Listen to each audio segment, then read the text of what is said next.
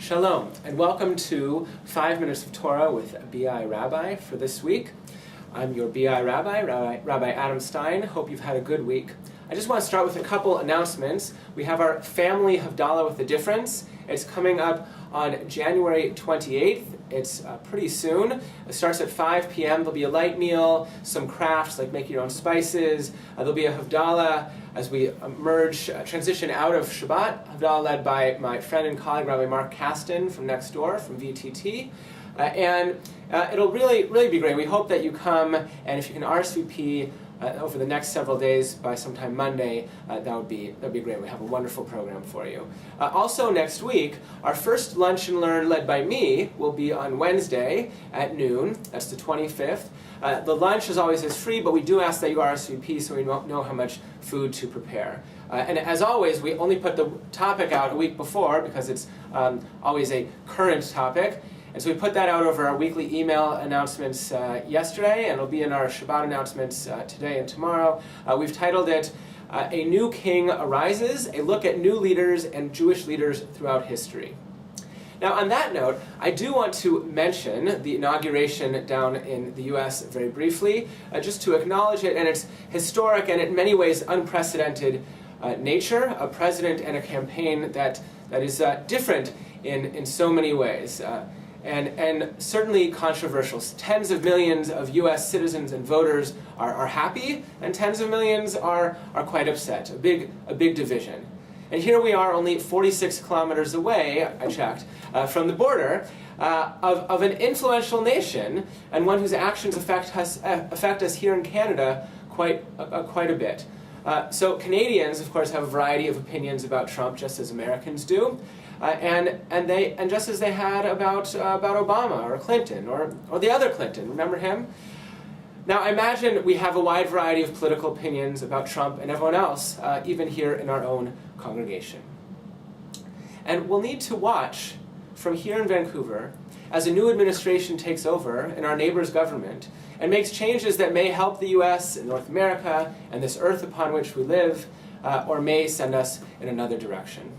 But like anything in politics, though, one's view will likely of the results will likely be determined by one's view beforehand during this crazy election campaign season. Unfortunately, with the big divisions in politics in North America, around the world, people don't change their minds too easily anymore. Now, the name of the Lunch and Learn next week, A New King Arises, comes from this week's Torah portion, towards the beginning of it. It was my wife Tamar, actually, who first pointed out to me this connection between the parasha and today's inauguration down south. Now, by the way, Tamar is giving the main drash before Musaf tomorrow at Shul, so I hope you'll come and hear some great teaching from her. It's actually not about Trump or Pharaoh, by the way. Now, that verse that she mentioned, and many people now online and elsewhere have pointed out the connection, not just her, but it reads, Vayakom melech hadash al Mitzrayim, asher lo yada et Yosef. A new king arose upon Egypt who did not know Joseph. And it's speaking, of course, about a new pharaoh in Egypt who didn't know about or really know intimately, like his predecessor, Joseph. He didn't know Joseph and his family like his predecessor did. Now, Donald Trump is no pharaoh, and I'm not suggesting that he is, but it might be instructive to look at this verse in light of some of the hopes that we might have for the next 4 years.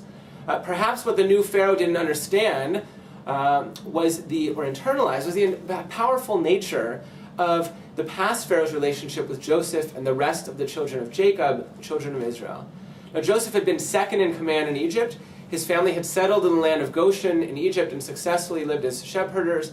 And the Pharaoh who knew Joseph even met Jacob and asked about his age and his story, and Jacob blessed the Pharaoh not once, but twice. Now, a few of my hopes for Trump in his presidency, and you might have different hopes, are inspired by this relationship that the old leader had with the strangers among his people. My hope is that Donald Trump embraces the positive relationship that his predecessors have had with Jews and Judaism, he has relatives who are Jewish, and with Israel, and that he engages positively with minority groups wherever they are, and the downtrodden, and raises them up to a place of dignity. I hope that he upholds the powerful bond between the U.S. and Canada, and with leaders of the rest of the Americas, and Europe, and Africa, and Asia, also my recent home, and Rabbi Infeld's current home of Australia. Now, is all that too much to ask? Can Trump do that? Can he follow through? We'll know in the coming days and weeks and months. But hoping and praying and doing and engaging are how we are bidden to embrace a time of uncertainty. May we all find ways to engage positively, and may the new leader to our south be one who embraces all the Josephs that came before and rise in the future. Shabbat Shalom.